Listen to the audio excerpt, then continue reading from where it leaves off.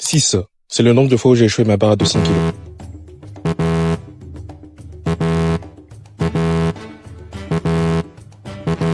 Aujourd'hui, c'est la 7e et dernière tentative.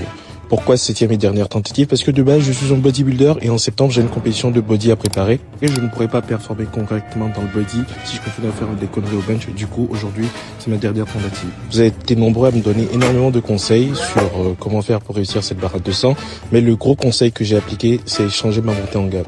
Du coup, ma première barre ici, c'est la barre à 165 kg et elle passe très bien.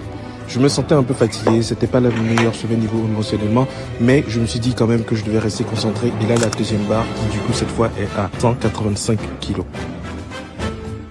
Elle m'a semblé un peu lourd, le direct m'a semblé un peu lourd, mais elle est passée. Et là, c'était le moment de vérité, la 7e et dernière tentative. Ma barre à 200 kg.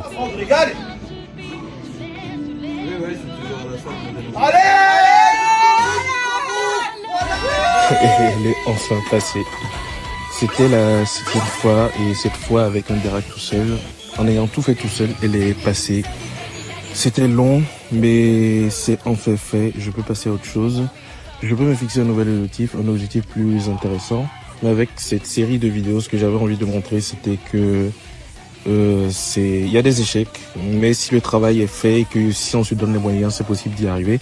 Parce que c'est un peu ma philosophie, c'est juste montrer que tout est possible en fait, we gonna make it.